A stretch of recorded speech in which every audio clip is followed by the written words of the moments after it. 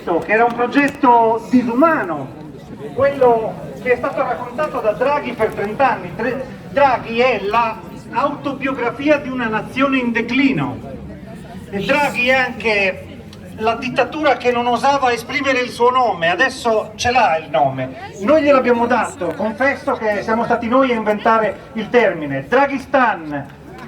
Il Draghistan è un nuovo modello di società autoritaria basata sul neoliberismo, una società dove non c'è posto per chi protesta, dove non c'è posto per la piccola e media impresa, dove non c'è posto per quelle forme di resistenza di una società flessibile che riesce a resistere agli alti e ai bassi della finanza e che deve invece sottomettersi rispetto a un regime di nuovo tipo.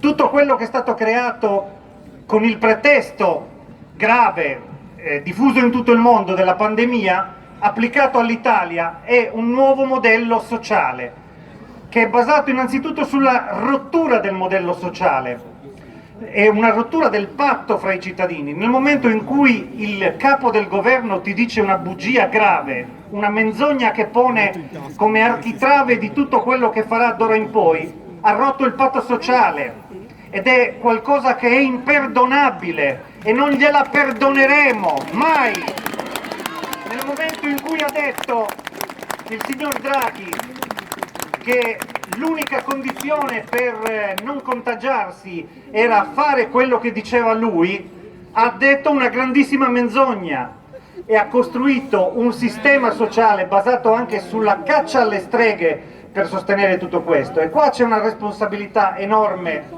delle classi dirigenti italiane.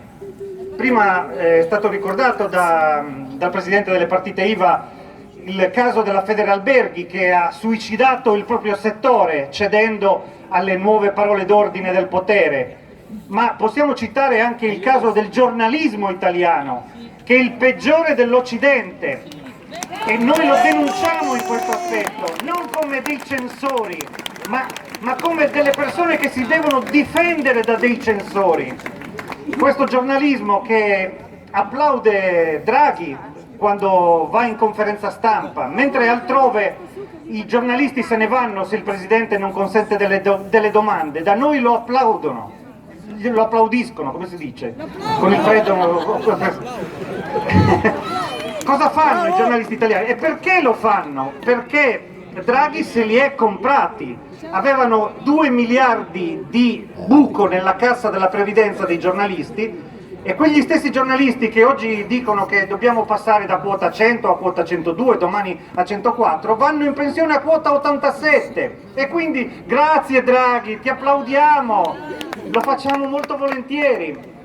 Questo è il dramma dell'Italia, delle classi dirigenti che stanno assecondando un disegno che completerà il declino dell'Italia, quel declino che è nato, è stato ricordato prima da Matteo Brandi, è nato negli anni '80 con la Banca d'Italia che veniva meno alla sua funzione, è proseguito nel 1992 con la stagione delle privatizzazioni che è stata inaugurata con Draghi, che aveva sempre le sue impronte digitali in tutte le privatizzazioni che contavano e che hanno impoverito il tessuto industriale dell'Italia. Sono proseguite quando la Goldman Sachs, guarda caso c'era Draghi, faceva le regole dei derivati su cui cedevano poi anche gli amministratori locali.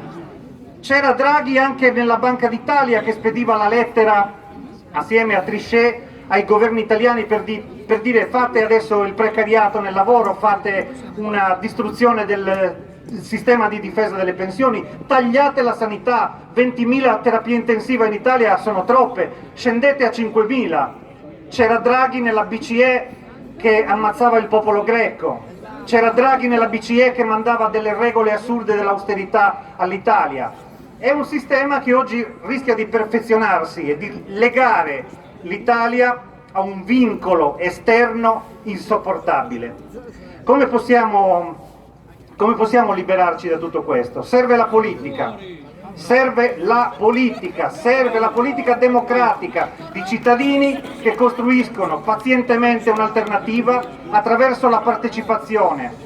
È il momento di scendere in campo e non come imprenditori di una multinazionale, ma come cittadini, ognuno nel suo campo, ognuno con la sensazione anche di essere indifeso e sotto attacco, perché siamo sotto attacco. Quella inaugurata dal nipote della Thatcher è stata un'operazione psicologica di guerra contro il popolo italiano, organizzata scientificamente, sistematicamente, e che ci lascia individualmente indifesi, ma se siamo una collettività, se uniamo le nostre forze e lo facciamo politicamente, facendo politica nei partiti, in nuovi partiti ovviamente, siamo in grado di difenderci. Questo è sempre stato. La Repubblica Italiana, che era nata come organizzazione dello Stato dopo una guerra catastrofica, persa catastroficamente, è stata animata da una nuova sovranità che è stata costruita dai partiti, cioè dalla partecipazione di massa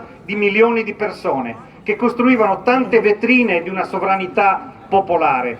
Questa cosa la dobbiamo recuperare e mettiamo al servizio di questo progetto questa attività parlamentare nei mesi che rimangono prima della fine di questa legislatura, per creare una sponda per tutti i cittadini che credono nella propria libertà e che credono nella possibilità di rinascere come paese. Questo lo vogliamo fare perché vogliamo una reale alternativa per tutti i cittadini. Grazie.